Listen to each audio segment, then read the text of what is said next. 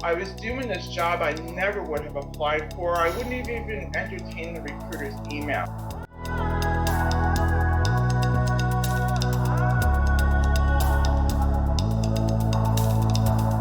I wasn't looking for a job. I was happy with what I was doing. I was contacted out of the blue by this company who was local.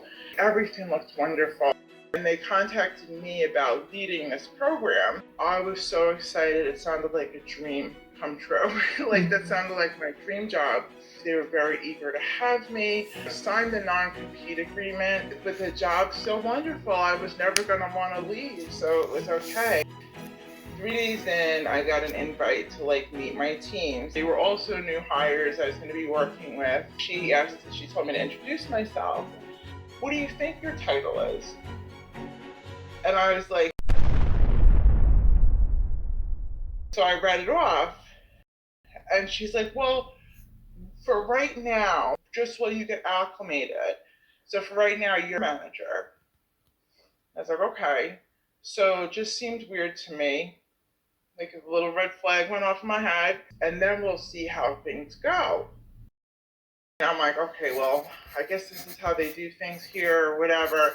I was really embarrassed because I was on camera with a bunch of people I had just met when I heard this.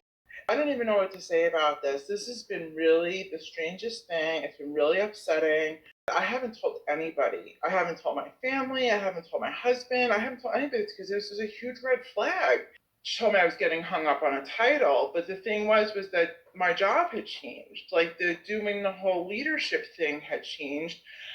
I was doing this job I never would have applied for. I wouldn't have even entertain the recruiter's email if they had sent me this job. Taken away from my other job where I was really helping people. For the first year, I stayed there because they gave me a sign-on bonus and it was taxed, highly taxed.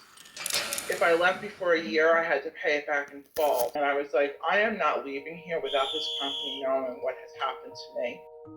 Just completely deceived me into it and then bait and switched me when I got there. What this has done to me has been terrible. If you look at all of my depression screenings from before this job were always a 0, and now they're an 18, a 19.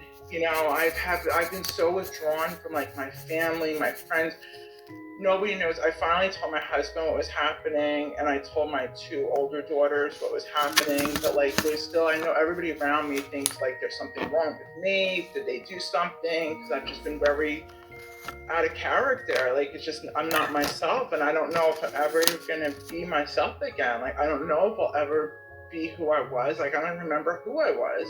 And I think it's that constant cortisol, because it's not even just anxiety. Ever since I decided to come forward, it's been this constant state of fight or flight because when's the shoe gonna drop?